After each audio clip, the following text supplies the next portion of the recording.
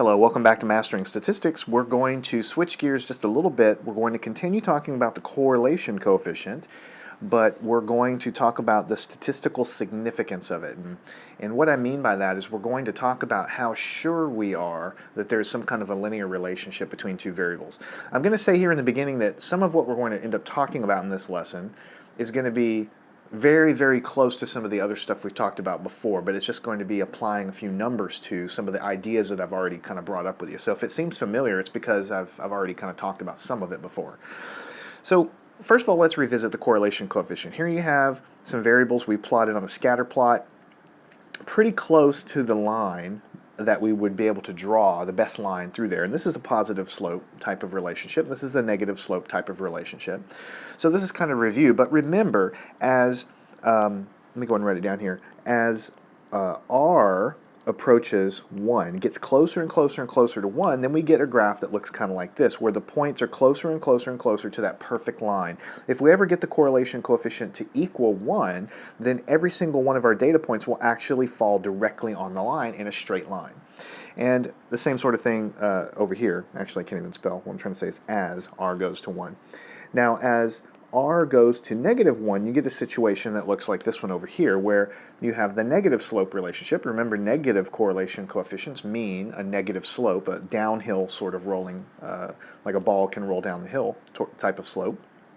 So as R is negative and gets larger and larger in the negative sense towards -1, the points are going to get closer and closer on average to this line. And if we ever could get the correlation coefficient to equal -1 exactly, then every one of our data points would fall on that line. So that's, in review, what it basically means. So in a nutshell, in a big, big, big picture, if you're studying some data and you have a really large negative correlation coefficient, then you're going to be pretty sure that there's a linear relationship, because all of these points are going to be really close to a line, right? And on the positive side, as R gets bigger and bigger, if you collect a bunch of data points that are really close to this line, and R is, of course, large, close to 1, you're going to be really, really sure, very high, let's say, level of confidence. Your level of confidence is going to be really high that there is a linear relationship. Because don't forget, these data points are plotted here and you're collecting data. It could actually be due to random chance that they fall on a line. That's something you need to kind of keep in the back of your mind. It is possible. I mean, lightning strikes. The odds of a lightning strike is really, really low, but it happens, right? So if I'm really unlucky and I sample 1,000 people and I get a bunch of points and they happen to fall pretty close on a line by total chance, then I'm going to draw the conclusion that these two variables are related, but really it's just chance. So really what I'm trying to talk about in this section is the statistical significance of this correlation coefficient. In other words, how sure am I, what is my level of confidence that there really is a linear relationship here and it's not just due to chance, just total like rolling the dice. I mean, I can roll a die and get 3 6s in a row. That's kind of unlikely, but it can happen. So the same sort of thing with these, the concepts here we're talking about with lots and lots of data points. So at what point are we able to say that we're, for instance, 95% sure that there is a linear relationship here? How do we actually figure that out? Because a lot of times your problem will be stated in such a way, and we're going to end up using hypothesis testing to figure that out. Notice I used the word level of confidence a minute ago. When you see level of confidence, definitely if you see level of significance, you need to be thinking that there's going to be a hypothesis testing probably in here somewhere. So what we're going to do is a hypothesis test, and we're going to test at some level of confidence, 95%, 92%, whatever. And our test is basically going to try to figure out, is there a linear relationship here or not? And when we get the answer to the hypothesis test, we'll be able to say that we're 95% sure that there is, or that we're 95% sure that there is not a linear relationship there. So we're going to do a hypothesis test. So what we call it is a significant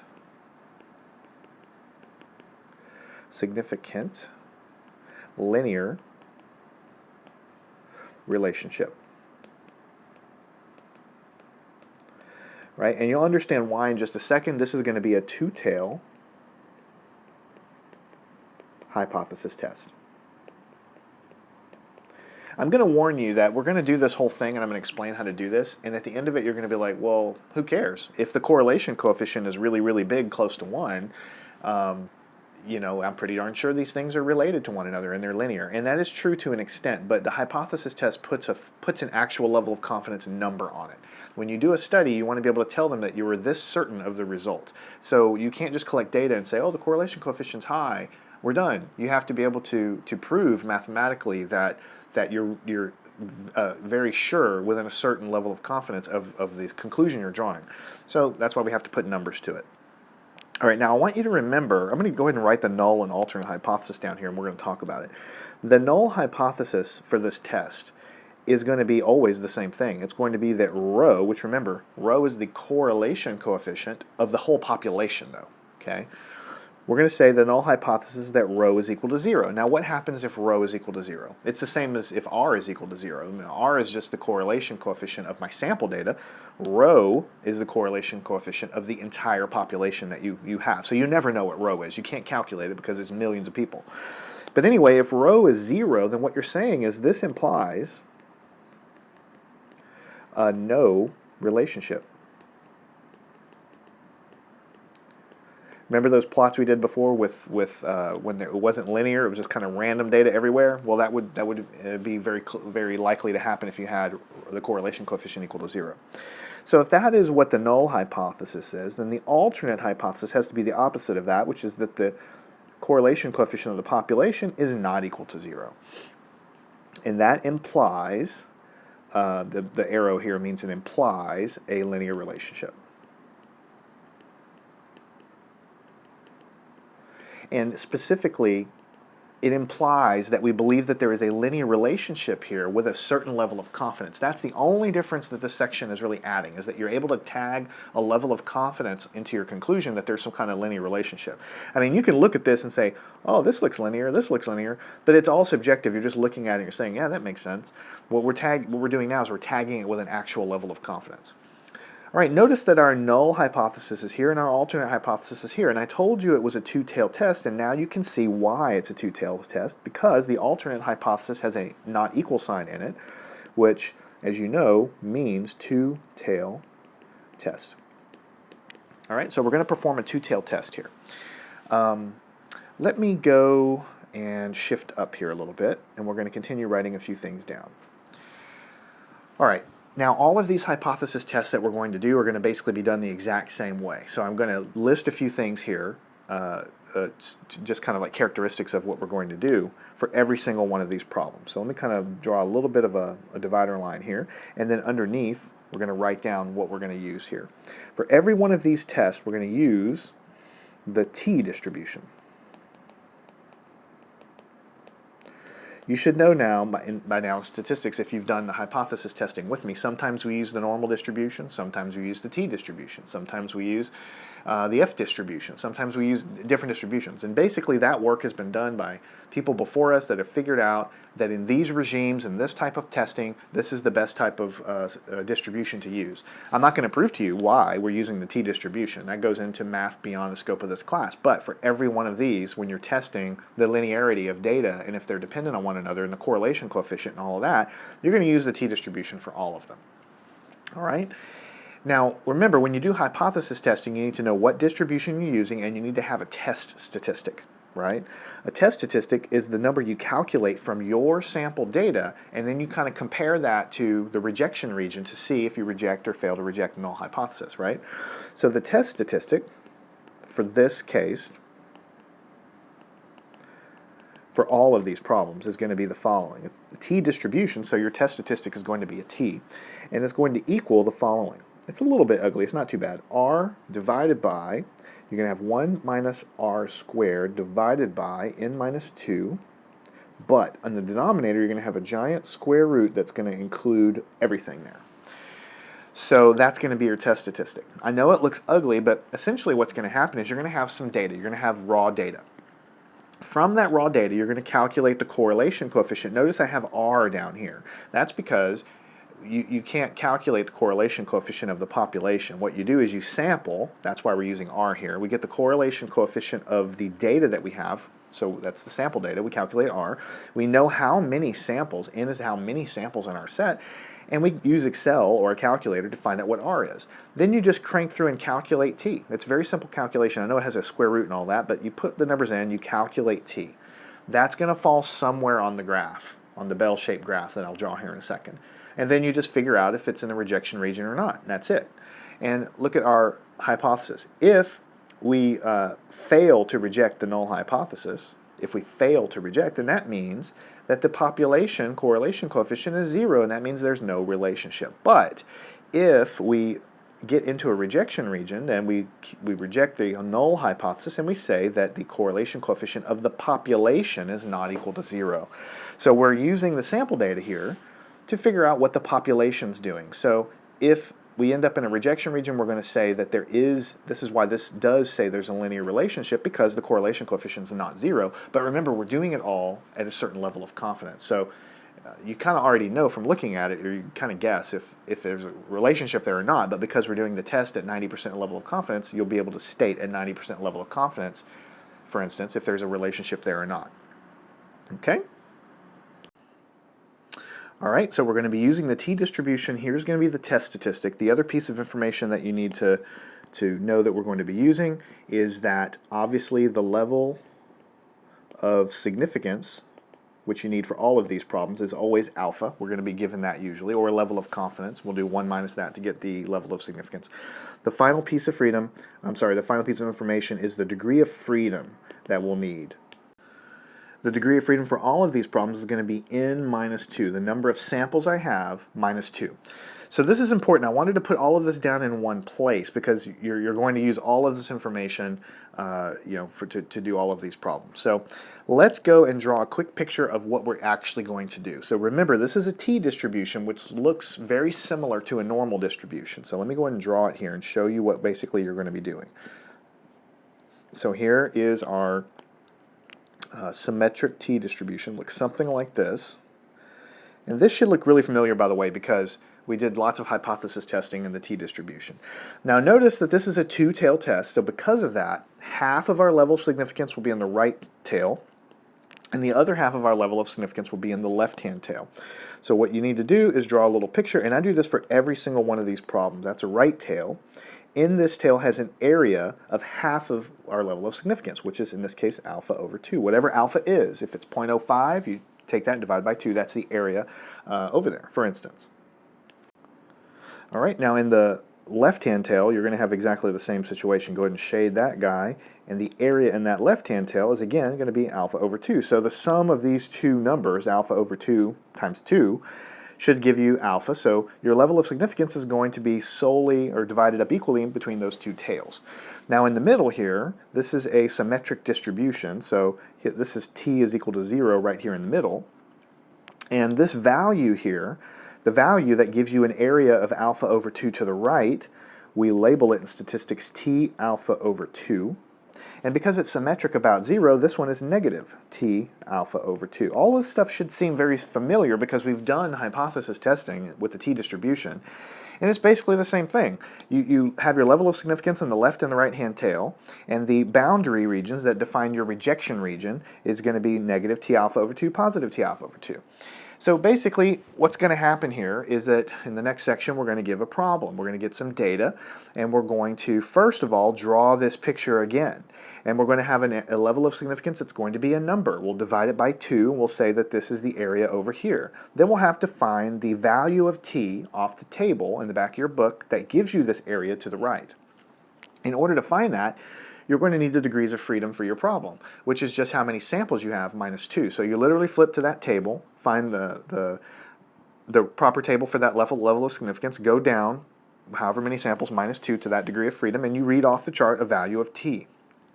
That value of t gives you this area to the right, so that's going to be a number here. You're going to know this boundary here. And then the negative of that number will be the symmetric number on the other side.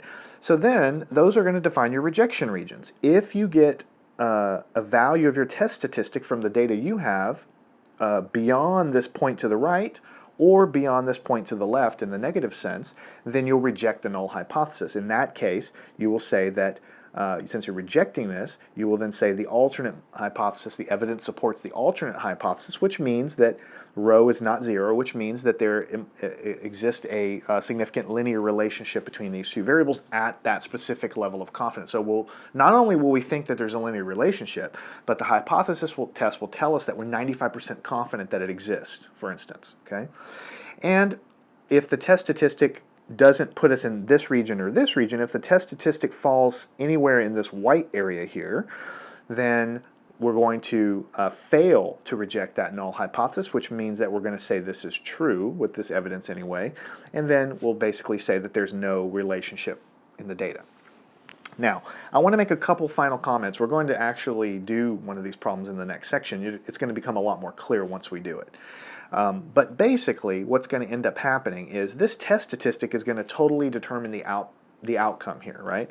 Let me go back and recenter ourselves with where we came from. I mean, you all know that if the data points lie very close to a line, that there should be, I mean, just from a gut feel, that there should be a linear relationship there. And the closer these dots are to the line, the stronger and the more confident we are that there is a linear relationship there. And if you have data points more dispersed, farther apart, you're not quite as sure. They could still be there, but you're just not quite as sure. If they're really close to that line, you're more and more sure. The closer they are to the line, the closer the correlation coefficient is to 1 or to -1.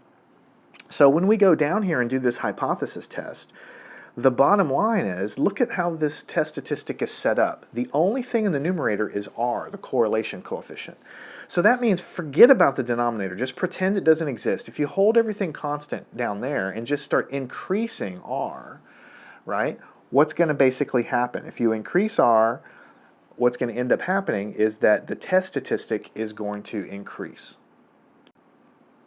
If you go through and you start thinking about this, as you increase r, this numerator is going to increase. Yeah, there's some stuff going on in the denominator, but when you go through the logic of it and think about it, when you increase r, the correlation coefficient, closer and closer and closer to 1, then this t-test statistic is going to get bigger and bigger and bigger. That means that if you take everything else and hold everything constant with the rejection regions, as r increases, the correlation coefficient increases, our test statistic gets bigger and bigger and bigger, closer and closer to a rejection region. Eventually, if we cross this line, then we say, no, this is not true anymore, and there must be a significant linear relationship between the variables, which is kind of exactly what we know by looking at those drawings. As the correlation coefficient gets bigger, the dots get closer and closer to the line, so we get more and more sure that there really is a relationship here. But don't forget that these boundaries here are governed by, the biggest thing they're governed by is the number of samples for sure, but the level of significance. So these goalposts, right, that you're trying to cross, they move, they float around based on what the level of significance is. So if you're more and more and more confident, you want to be more and more confident in the results, then the level of significance is going to be low, low, low. Like the smaller the level of significance, the higher the level of confidence, and this goalpost is going to move farther to the right. That means it's harder to conclude with a 99% level of confidence. Even for the same correlation coefficient, it gets harder and harder and harder to say that it's true when you start making yourself super, super confident in what you're trying to test. Okay. Now the other thing I'll say is I'll look on the flip side. Let's look at this test statistic and let's hold everything else constant. Let's hold the correlation coefficient constant. Let's say it's close to 1.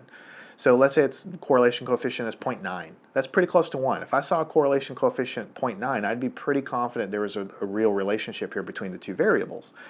But look at what's in the denominator. There is an r squared, and there is a square root. I know there's some other stuff there. But notice that in the bottom of this fraction down here, there's a number of samples. Yes, there's a -2, but essentially there's a number of samples. Okay? What happens if this correlation coefficient is close to 1, which means we're pretty confident in what's going on, right? Just from the back of the envelope. But let's say we start making the number of samples really, really small. So if you have 100 samples, you're going to be pretty sure of what's going on here. 50 samples, I'm still pretty sure. 10 samples, it's not too many samples. 5 samples, that's really low. 2 samples is crazy, right? Let's say you only have 2 or 3 samples here. As in the number of samples, if you're holding the correlation coefficient constant, let's say at 0.9, you start dropping the number of samples down to 2 and 3 and 4, then what's going to happen is the denominator of this fraction is going to get small, right?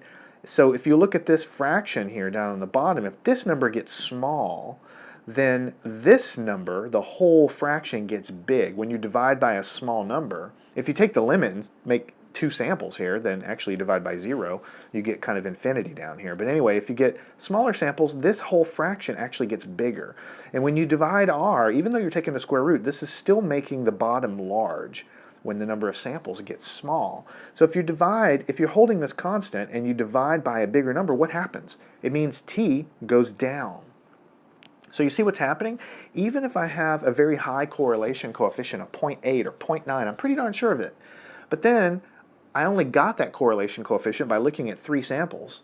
Then that's going to drive t down and keep it close to the center down here. So even with a high correlation coefficient, I might not be confident in the results because I had such a small amount of samples.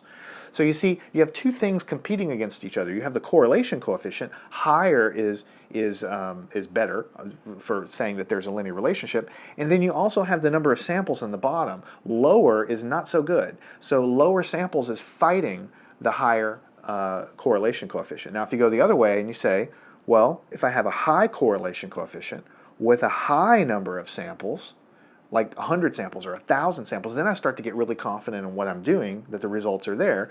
So I'm dividing by a big number here. That drives this whole fraction down small, so then I'm dividing this by a very small number, which makes t go really, really big. When you divide by small numbers, like if you divide by 0.2 or 0.3, you're going to get a large t, which is going to drive you in that rejection region, and you're going to start saying the alternate is true with very high level of confidence.